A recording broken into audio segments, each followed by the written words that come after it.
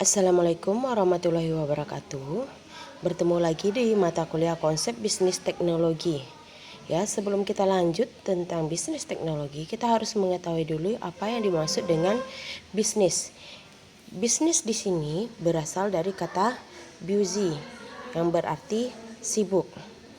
Bisnis adalah aktivitas untuk menghasilkan keuntungan ataupun nilai tambah bagi yang melaksanakan bisnis. Nah, ciri-ciri bisnis yang pertama, untuk mendapatkan keuntungan. Yang kedua, kegiatannya bisa individu ataupun kelompok. Kemudian, produksi yang dihasilkannya berupa barang ataupun berupa jasa. Kemudian, untuk melakukan transaksi atau pertukaran, mendapatkan menciptakan nilai. Kemudian, sistemnya terorganisasi atau adanya manajemen. Secara umum, fungsi bisnis itu ada 4. Yang pertama adalah fungsi produksi, yaitu mengubah barang mentah menjadi barang yang siap dijual. Contoh di sini ya, misalnya untuk membuat sebuah tas, kita memerlukan bahan mentahnya kulit buaya.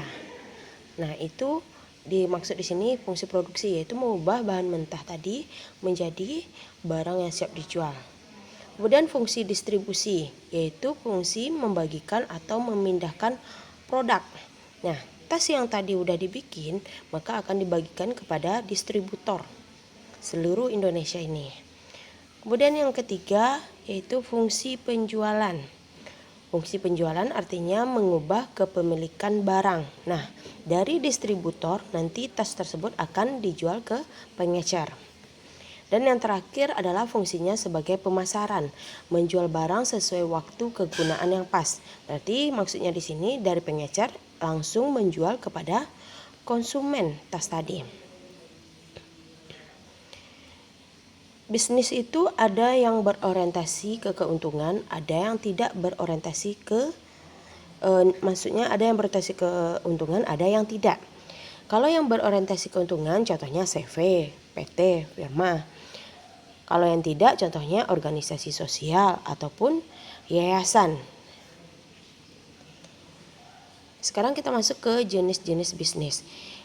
Jenis-jenis bisnis berdasarkan kegiatannya. Yang pertama adalah bisnis agraria atau agraris, yaitu bisnis yang bergerak di bidang pertanian, perkebunan, perikanan, dan sejenisnya.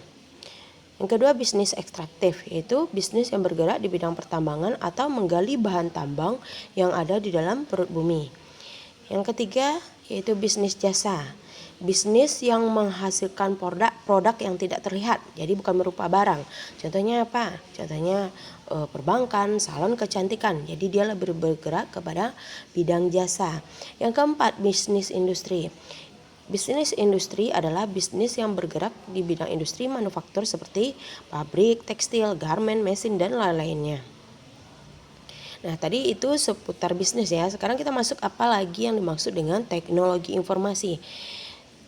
Teknologi informasi adalah seluruh bentuk teknologi yang digunakan untuk menciptakan, mengubah, menyimpan, dan menggunakan informasi dalam segala bentuknya.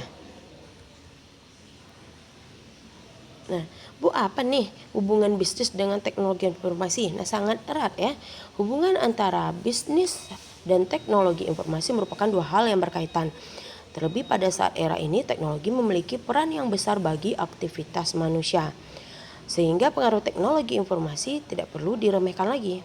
Karena proses globalisasi yang berjalan begitu cepat yang memberikan pengaruh pada cara berpikir ataupun perilaku.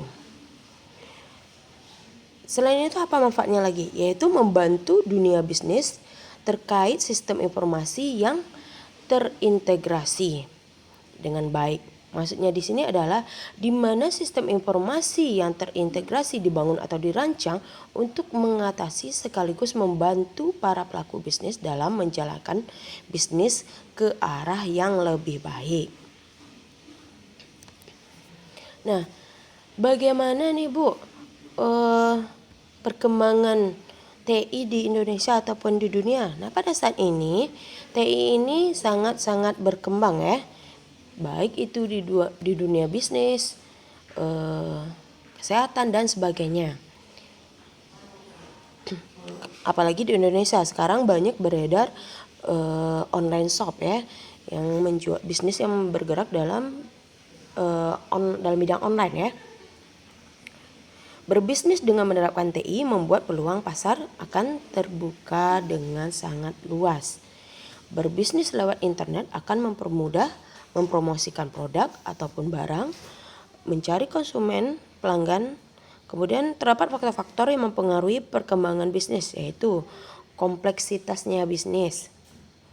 Kemudian kompetisi bisnis global, perkembangan dan pertumbuhan TI, pendayagunaan waktu, dan sebagainya. Ya.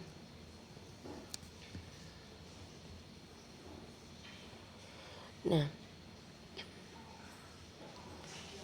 pada saat ini kan banyak nih bisnis online, ya. Ya, bisnis online ini terbantu dengan adanya koneksi internet yang semakin mudah dan terjangkau. Itu akibat apa? Akibat dari kemajuan TI tadi yang menyebabkan kemakmuran di bisnis online. Orang lebih tertarik mempunyai sebuah bisnis online daripada menjadi pegawai pada saat ini. Ya. Kalau dulu kan masih jarang yang membuat bisnis online ini. Karena apa? Karena orang takut rentan terhadap misalnya penyadapan kartu kredit, penipuan. Jadi banyak konsumen yang tidak tertarik. Nah, kalau sekarang dengan adanya TI yang lebih terintegrasi sistemnya dengan baik, maka ada perbaikan sistem, maka kerahasiaan identitas konsumen lebih terjamin dan konsumen dapat kembali mempercayai keperluannya di perusahaan bisnis online. Kita masuk ke jenis dan tipe bisnis di bidang IT. Nah, untuk kita yang jurusan komputer ini ya, kalau Ananda tertarik untuk berbisnis, ada 3 nih. Ya. Yang pertama sebagai IT konsultan, yaitu konsultan IT. Yaitu yang merupakan sebuah bisnis yang menangani konsultan di bidang IT. Tugasnya apa? Dia meliputi saran bisnis, menyelesaikan masalah teknis, ataupun memperbaiki struktur dan efisiensi dalam sistem IT. Kemudian ada bagian e-commerce. E-commerce ini merupakan suatu tindakan melakukan transaksi bisnis secara elektronik dengan menggunakan internet sebagai media komunikasi yang paling utama.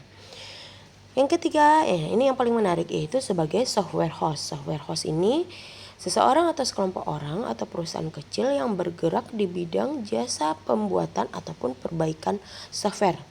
Baik itu softwarenya yang masih kecil, aplikasi yang masih kecil, ataupun aplikasi yang sudah besar.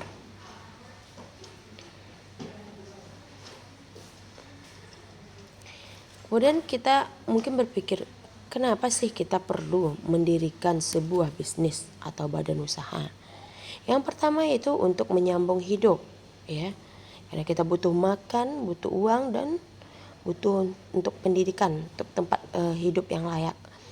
Kemudian yang kedua, bebas terikat. Jika kita mendirikan sebuah bisnis, kita tidak perlu menjadi seorang pegawai karena kita langsung jadi pemimpinnya. Berarti kita tidak terikat dengan orang yang mempekerjakan kita.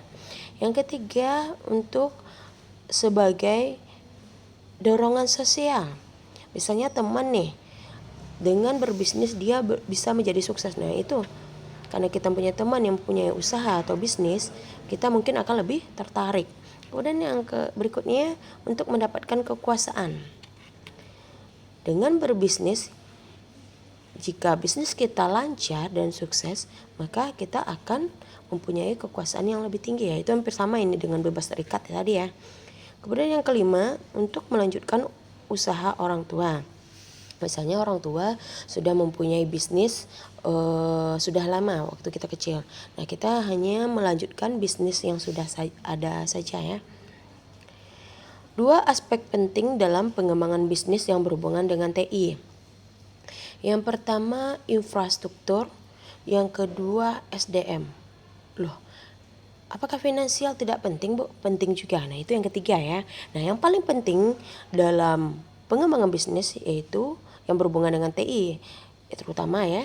Yang pertama infrastrukturnya, yang kedua SDM.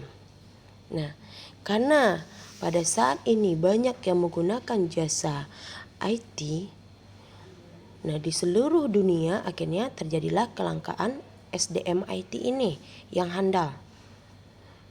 Jadi susah mencarinya. Nah itu merupakan menjadi masalah utama di seluruh dunia ini. Karena meledaknya bisnis yang bergerak di bidang IT. Berikut kita masuk ke bentuk-bentuk badan usaha. Badan usaha itu ada namanya perusahaan perseorangan. Ya contohnya namanya aja perseorangan berarti dimiliki oleh seseorang atau individu ya. Contohnya jual-jual toko kelontong, tukang bakso keliling. Kemudian yang kedua perusahaan persekutuan. Perusahaan persekutuan ini bisa dimiliki oleh 2 orang atau lebih secara bersama-sama. Contohnya CV ya. Yang perusahaan persekutuan ini ada 2. Contohnya firma, CV tadi. Kemudian yang ketiga ada namanya PT. Perseroan terbatas. Nah ini memiliki badan hukum yang lebih resmi lagi ya. Karena contoh PT itu PT Semen Padang. Kemudian BUMN, Badan Usaha Milik Negara. Nah BUMN ini adalah pemodalannya langsung seutuhnya dimiliki oleh pemerintah. BUMN itu terdiri dari 3, Perjan, Perum, dan Persero ini ya maksudnya. Nah kalau Perjan itu didirikan oleh pemerintah dulunya hanya orientasi pada pelayanan masyarakat. Kemudian berubahlah nama menjadi Perum. Nah Perum ini orientasinya hanya tidak hanya kepada pelayanan masyarakat tetapi juga profit. Kemudian berubah lagi. Kalau Perum itu berorientasi pada profit ya. Kemudian berubah lagi jadi Persero. Nah Persero ini baru gabungan antara Perjan sama Perum, yaitu profit dan orientasi pelayanan kepada masyarakat. Nah untuk lebih jelasnya tentang ciri-ciri bentuk-bentuk badan usaha ini bisa Anda lihat di materi yang Ibu kirimkan minggu kemarin ya. Kemudian selanjutnya koperasi. Nah koperasi ini mungkin banyak yang tahu karena azasnya berdasarkan kekeluargaan. Nah ini banyak kita temukan di komplek ya. Kemudian ada namanya yayasan. Nah yayasan ini bentuk organisasi swasta yang didirikan untuk tujuan sosial. Contohnya panti asuhan ya, atau sekolah swasta. Nah untuk cara-cara untuk mendirikan badan usaha bisa Anda lihat di file yang Ibu kirimkan sebelumnya. Biasanya yang kita butuhkan dalam membuat badan usaha yang pertama adalah KTP, NPWP, kemudian ada SIUP ya. Baru kita bisa mengesahkannya ke Departemen Perdagangan ya.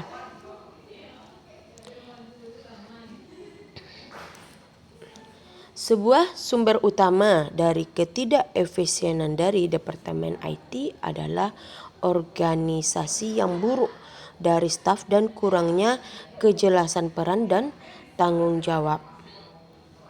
Nah, organisasi yang buruk juga menyebabkan deadline proyek yang tidak terpenuhi, jatuhnya servis dari server secara tidak terencana, garis servis yang tidak jelas, dan proyek yang tidak menguntungkan. Umumnya seluruh kegiatan IT dapat dibagi menjadi 2 bagian, yaitu operation dan infrastruktur dan application development ya. Nah, sekarang kita lihat peran umum yang ditemukan di divisi IT ya. Yang lapisan pertama itu ada namanya helpdesk. Kemudian di lapisan kedua ada namanya end user support. Di lapisan ketiga ada namanya network administration group, system administrator, operation manager, kemudian application development team. Ya, yang terakhir telecommunication service group.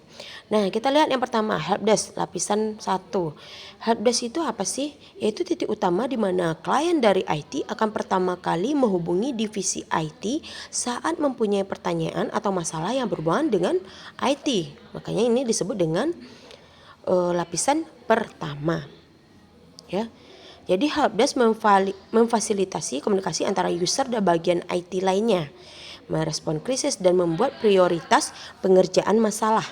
Karena merupakan titik pertama hubungan ke klien, staf helpdesk harus mempunyai pengetahuan yang luas, ya. Kemudian end user support. End user support bertanggung jawab untuk perbaikan fisik komputer dan kunjungan ke lapangan kerja, ya. Nah, ini end user support ini di lapisan kedua. Kemudian lapisan ketiga. Lapisan ketiga ada network administration group, ada sistem administrator, ada telecommunication, ada aplikasi development team, ada operation manager. Nah, lapisan ketiga ini tujuannya apa? Nah, ini mempunyai tugas masing-masing, ya. Kalau network administration group itu mengatur semua kemampuan jaringan komunikasi data yang dibutuhkan oleh bisnis. Kalau sistem administrator itu tugasnya adalah mengatur, mengawasi, dan mengkonfigurasi seluruh server dan sistem software yang membentuk sebuah infrastruktur di mana terdapat aplikasi dan data perusahaan. Kemudian Telecommunication Service Group. Nah, ini mengatur seluruh telepon dan jasa lainnya yang berhubungan, ya. Jadi berikutnya ada Application Development Team. Itu tujuannya menyediakan pengembangan dan dukungan pada aplikasi bisnis berdasarkan pada kebutuhan yang dikumpulkan dan didokumentasikan oleh bisnis analis, ya. Nah, inilah peran-peran umum yang kita temukan di divisi IT, ya. Jadi kalau kita membuat sebuah bisnis itu, ya, divisi IT ini dia tugasnya nggak berbarengan atau tidak bersamaan. Jadi ada pengelompokan, ada lapisan 1, ada lapisan 2, dan sebagainya, ya. Oke, sekian pertemuan kita hari ini. Terima kasih atas perhatiannya. Wabillahi taufiq wal hidayah. Wassalamualaikum warahmatullahi wabarakatuh.